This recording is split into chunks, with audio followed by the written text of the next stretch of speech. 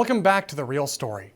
Today we have the very special privilege to speak with a U.S. Senate candidate out of the state of South Carolina, who just so happens to be running against one of the most notorious rhinos in all of American political history, Mr. Lindsey Graham. Now, Senator Graham has announced that he will be running for re-election in the 2026 midterm elections, and he seems to be facing a whole lot of opposition from many other candidates and his own district. Now, he initially ran on being a champion for the little guys, and for small government, and for the Constitution, and everything that it stands for. However, his constituents haven't been feeling very championed in recent years. So now many accomplished candidates will be running against him for this upcoming term. And today we have one of them, Mark Lynch, a passionate, God-fearing businessman who would like to get South Carolina back on the right track once and for all. So here with his thoughts and analysis is the man himself, Mark Lynch. Mark, thank you for joining me. Hey, Riley, thank you for having me on today. Absolutely. It's an honor. And I have a whole lot of questions for you, by the way. So let's start with your background. Who are you? Where are you from? And why did you jump into politics?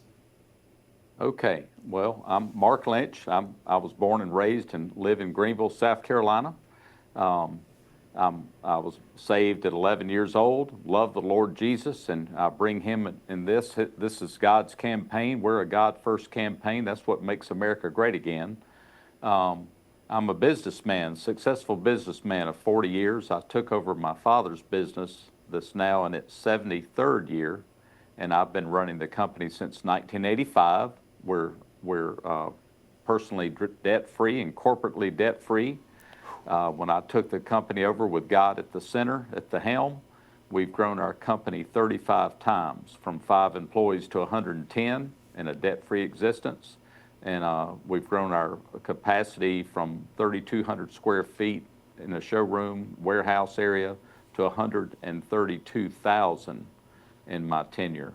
And my son and daughter now are third generation. They're in the business and running things so that I can pursue this. The reason I'm doing this, I was called to do it after working with national security consultants at the highest level, training our local police and sheriffs and SLED FBI departments against the Islamic threat at the local level, and meeting state senators and House representatives. I was asked to run for a state Senate seat in 2020.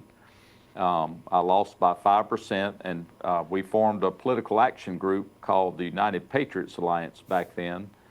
Since then, I've retired because of my position in this, but we've done a lot for the state in getting rid of bad actors and stopping the appointments of a health czar that Henry McMaster just tried to do.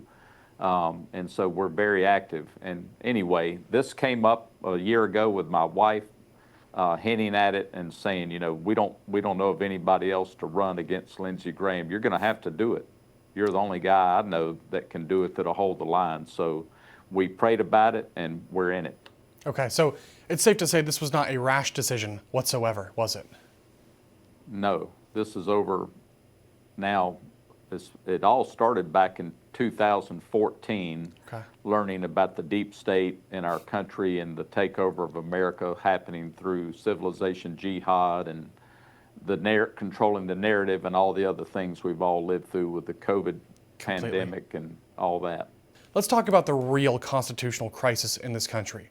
It's not deportations, it's not immigration enforcement, it's permanent Washington. It's the deep state. It's the intelligence community that basically acts like it can do whatever it wants, regardless of the consequences. It's the fact that we have hundreds and hundreds of federal agencies that are all run by unelected bureaucrats who are unaccountable. They operate with very little oversight from the American people, from the citizens, and we've seen how much damage they can do to this country. That's the real crisis we're facing as Americans today. So I want to know, what is your plan to combat that threat to the Constitution and to the American people? Yeah, we have to bring God back. That's the only way this country works, in our Constitution, the way it was divinely inspired through our framers of this country that came here to worship the one true God. Every decision I make will be done through God's word first. After it passes through that filter, then it comes to the Constitution. You know, we've formed so many different agencies in our country that are unconstitutional. Completely. Our employees that we elected to represent this are working way outside of their enumerated powers. Completely. And that's why we have the inflation and the debt we have today. The spending and everything is totally out of control, and they're not answering to the people. And we've kind of sat back and allowed it. You know, I'm glad Trump's back in. We, the people, woke up. It wasn't the party that elected him. It was the people of America that love this country, that had to go through some painful years with Biden and Kamala, and now they're back and they've voted for the first time, and we've got our president back in office again. Yes, I think, as weird as it is to say, sir, I think we had to go through 4 long and very painful years under Joe Biden and Kamala Harris to get to this place where people are fed up enough to take real action to get this country back in a better place. So bring it then back to the people of South Carolina. What is the general feeling right now about Senator Graham, and what is your personal analysis of his leadership? Well, we did a poll through Rasmussen with Pulse, and the poll came back, and 57% of the South Carolinians said they would never support or vote for Lindsey Graham again. Wow. 60% of the people in the poll that were tested said they would vote for a successful businessman. They're tired of attorneys. They're tired of career politicians. They want a successful businessman like myself, like Donald Trump, to help run this country. Somebody that knows how to run big picture organizations with all the facets of understanding and wisdom that requires. And so, and if they know that I'm an American first candidate like I am, then our polling was 1 point apart. He was at 37%, I'm at 36%. Wow. And we had an undecided percentage also in the rest of the number. But so we're getting around to all of the state. You know, they're tired right now that Lindsey Graham is remaining silent. Now, he's received Trump's endorsement, so Trump needs him for his big, beautiful bill vote and other things, and a lean Senate majority. But they're seeing his silence over this Russian collusion hoax. You know, he was working alongside of Comey and Brennan and Strzok while they went after the President of the United States. You're talking about my president. This is traitorous activity, and being complicit and remaining silent during this recess period that they're in right now.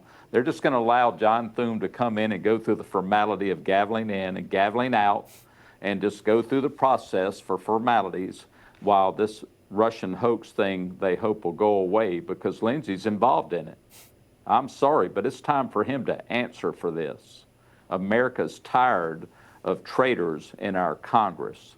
And I'm telling you, this is my country, and I love America, and that's another reason why I'm going to fight, because I have 4 grandchildren, and I know about family, and I know about running a business, a family business, and Lindsey knows nothing about that, and he's siding with the enemy in everything he does. I hope Trump sees this and hears about me. It's time to get the traitors out of Congress and get true American, true Republicans, conservative Republicans in office that will fight for this country and not support these evil, corrupt activities. Well said.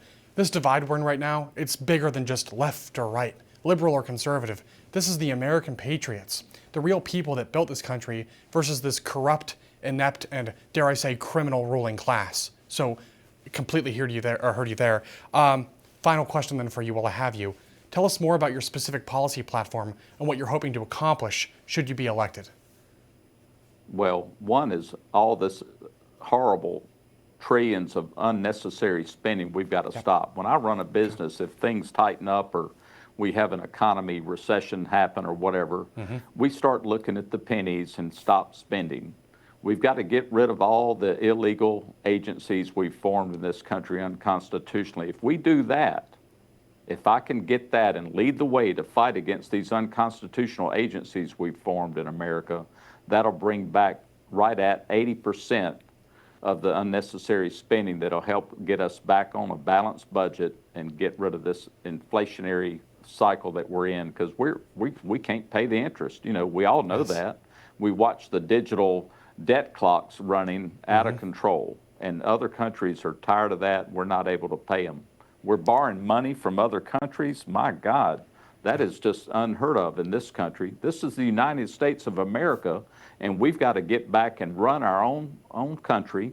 We've got to bring manufacturing back. The tariffs are going to level that off and balance out the cost of other countries' production costs so that we can bring manufacturing and employ our own citizens in this country and make our own cars again and do our own farming and stop selling all of our land to China and enemies of this nation. Okay. America's not for sale, and our children are not for sale. The sex trafficking will end, the borders will close, and the deportation will finish, and we'll get the enemies of our country back to wherever they want to go. Well said. Thank you for your time today, and thank you for what you're doing, because I think the people of South Carolina could really use someone like you. So, Mark, thank you, and I want to wish you the very best of luck. Right. Go to lynchforsenate.com, Lynch for F-O-R, Senate, and help us. We need your prayers, and we need your support. Okay, thank you. Coming up next, we have a very special edition of Real Good News. So stay right there, because we'll be right back.